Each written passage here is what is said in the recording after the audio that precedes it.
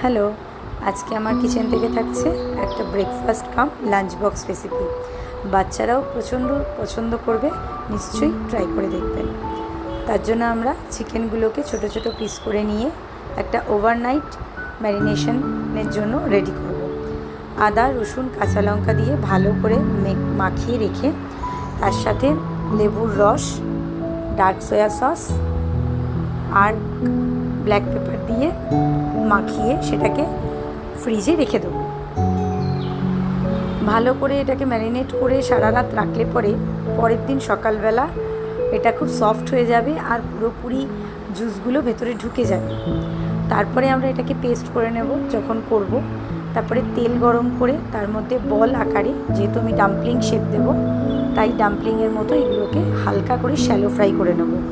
চাইলে আপনারা বয়েলও করতে পারেন, কিন্তু আমার মনে হলো শ্যালো ফ্রাই করলে বেটার হবে, কারণ চিকেন খুব তাড়াতাড়ি সফট হয়ে যায়।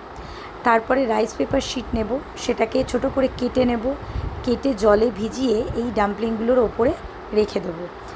আবার হালকা সটে করার পরে এর মধ্যে 3 রকমের sauce, tomato sauce, dark soya sauce আর সুইট চিলি সস একসাথে অল্প একটু জলে মিশিয়ে এর মধ্যে জাস্ট দিয়ে দেবো ছড়িয়ে। তারপরে তিল দিয়ে গার্নিশ করব।